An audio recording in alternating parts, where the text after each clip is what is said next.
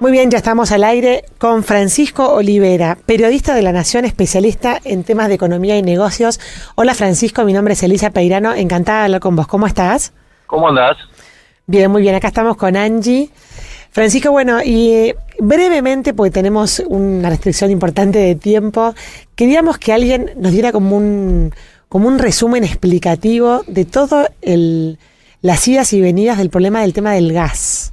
Que nos cuente vos de tu experiencia como periodista, un poco en qué estamos con el tema del gas y, digamos, cómo fue las idas y venidas de este gobierno.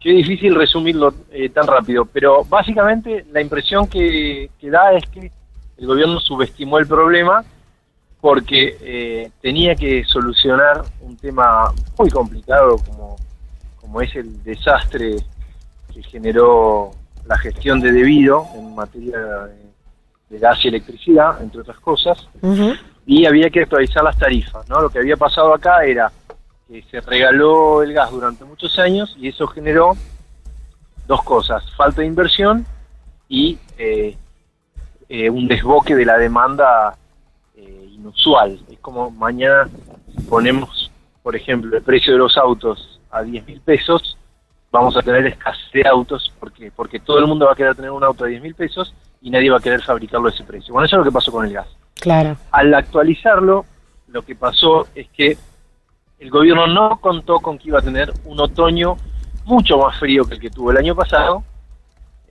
pequeño detalle. Entonces, ¿qué pasó? La temperatura de mayo fue la temperatura más fría de los últimos 60 años. Eso hizo que toda la gente consumiera mucho más gas que el mismo bimestre del año pasado. Entonces, como hay 8 categorías de consumo, la gente, el que consume más, salta a una categoría y en ese caso se le cobra por el metro cúbico mucho más de lo que se le cobra a la categoría anterior. Entonces hubo casos de gente que, por ejemplo, pasó 3, 4, 5 categorías de consumo. Claro. Y el gas va subiendo ahí, el metro cúbico, exponencialmente, no gradualmente. Claro. Entonces, si hubiéramos tenido, por ejemplo, supongamos que hubiera ganado Scioli el gobierno y no hubiera habido ningún aumento de tarifas, igual la suba solamente por consumo, por pasar de categoría, habría sido muy alta. También estaríamos pagando facturas altas. Acá además se aumentó la tarifa, con lo cual el desastre fue imposible de controlar. Claro. Porque hubo gente que estaba pagando,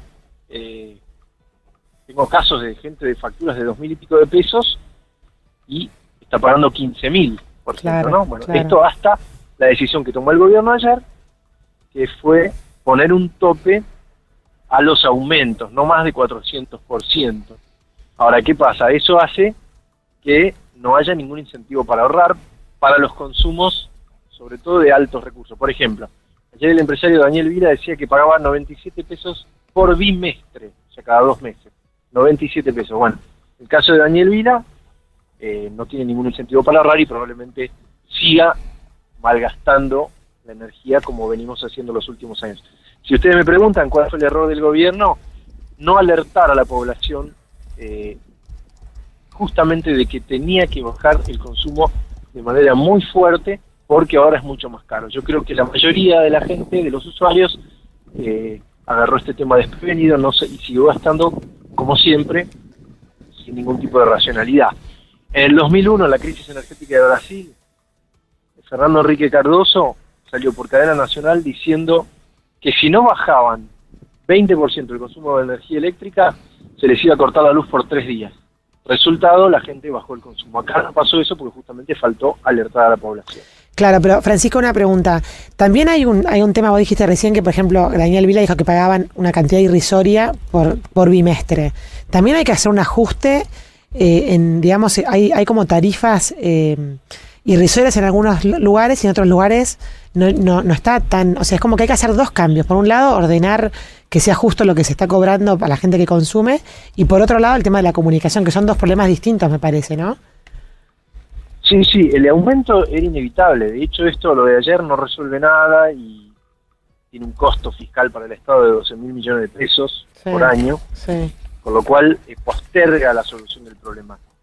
es indudable que hay que ponerle un freno al desboque de la demanda y a la falta de... Está faltando energía. El problema es que estamos importando gas y la diferencia entre el precio al que lo compramos y al que lo vendemos es enorme. En un momento esta diferencia llegó a ser de $16 el millón de BTU para la compra y se vendía acá a $2, para que tengan una idea. O sea, 8 veces más. Ese es el gran problema, y no nos olvidemos que justamente la factura de la gas y electricidad es lo que generó, entre otras cosas, el cepo cambiario. Digamos, Argentina tenía restricción externa por este tema. Entonces es indudable que hay que solucionarlo. Después la pregunta es si esto tiene que ser gradual o no.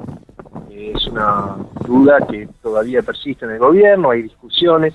Mi impresión es que estas cosas hay que hacerlas drásticamente y atender algunos casos como inconsistencias que son difíciles de dar para un usuario, qué sé yo, digo, una maestra que gana 10.000 pesos, le llega una factura de 8.000, digamos, ¿no? Siempre, de todos modos, igual hay que tener en cuenta que son facturas bimestrales, con lo cual hay que dividir por 2, ¿no? En el caso del empresario Vila, como decíamos recién, 97 pesos dividido 2. Entonces, es indudable que hay que solucionarlo. Pero además de haber subestimado el problema, como decimos que estaba generado y que la gente no estaba al tanto de ese problema, porque la verdad es que mucha gente no estaba al tanto de la crisis energética que venía arrastrando la Argentina, yo creo también... Estaba al tanto de la crisis. El tema es que no estaba al tanto de que iba a venir una factura tan alta si consumían más que el año pasado. Eso es lo que yo creo que faltó explicarlo bien. Claro. Pero por otro lado también sobreestimó la capacidad de pago de la gente corriente también. ¿No te parece que también hay como que hacer un mea culpa en ese sentido? Es probable. Lo que pasa es que también hay una cuestión cultural, una herencia cultural que es difícil de desentrañar, que uno tiene que pagar por el gas 5 veces menos de lo que vale, por ejemplo, el abono de cable o el teléfono celular. Digamos, estamos hablando de un bien escaso y necesario como el gas contra uno innecesario y abundante como el cable o el celular. Entonces, nos hemos acostumbrado a que el gas vale poco y en realidad es un insumo fundamental y que además tiene precio internacional. Entonces, en otros países, yo siempre me acuerdo de esto. Cuando yo era chico, en casa no teníamos gas natural. Comprábamos gas licuado, digamos, de garrafa o de tubo. Bueno, mi madre no usaba el horno. No usábamos el horno. Mi vieja no usaba el horno. Y eso ahora es impensado. Es una cuestión de hábitos que va a llevar mucho tiempo cambiar. Hola Francisco, soy Angie. Yo justamente pensaba en eso cuando hablabas de que los hábitos, más allá de realertar o dar aviso, como que el tema de los hábitos siempre lleva un tiempo, que acá no existió. O sea, para que la gente tome esa conciencia y lo transforme en un hábito cultural, es algo, claro, cultural, que a lo mejor lleva un tiempo y que acá no existió. En realidad no sé si lleva tanto tiempo como que la señal tarifaria es muy importante. Lo que yo acabo de comentar de Brasil en la crisis energética del 2001, en realidad tuvo un efecto inmediato, y ese cambio de hábito vino porque si no bajabas 20% del consumo te cortaban la luz. Por eso no me parece mal que sea drástica la sanción si uno quiere tener una señal importante, pero lo que sí es difícil es cuando hay sueldos que no pueden pagar esa factura, ¿no? Que hay casos que no creo que sean tantos como se viene diciendo. Acá hay casos, facturas que perfectamente pueden pagarse, y en realidad la que más se queja en general es la clase media y media alta. Esos casos, lamentablemente, tenemos que entender que la energía es cara. Y después hay casos que sí que hay que atender, ¿no?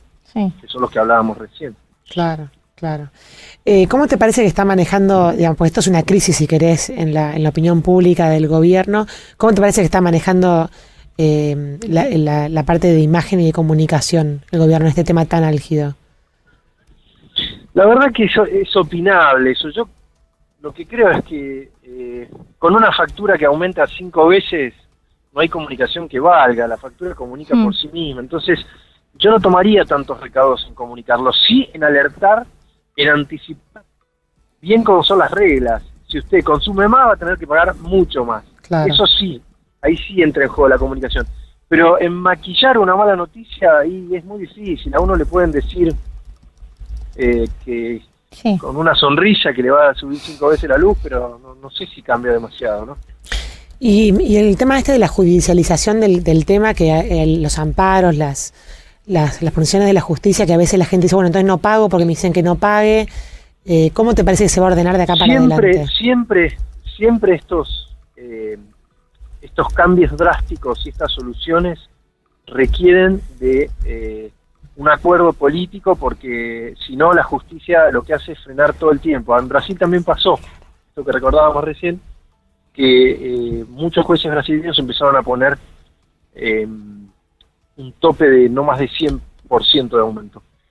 Por eso no me parece mal que haya un acuerdo político. De todos modos, la justicia no va a solucionar la política tarifaria. Lo que puede hacer es marcar un poco un sendero de racionalidad, pero claramente es un buen paso esto de llamar a audiencia pública, porque la raíz del freno, de este primer freno, fue no haber llamado a audiencia pública. Con lo cual, era necesario seguir todo el paso formal para evitar justamente estas medidas judiciales. Exacto, tuvo su costo político no haber seguido, ¿no?, los pasos formales que lo están pagando en este momento. Tal cual. Está muy claro. Tal cual. Bueno, Francisco, quedemos con la posibilidad de conversar con vos en un futuro con más tranquilidad. Te agradecemos mucho por esta explicación, Ningún la verdad problema. que muy claro. Muchas gracias. No, por favor, gracias a ustedes. Adiós. Muy bien, escuchabas a Francisco Olivera, periodista económico del diario La Nación, explicándonos un poquito el problema y la maraña del tema del gas y la facturación y el costo de la energía para nuestro país.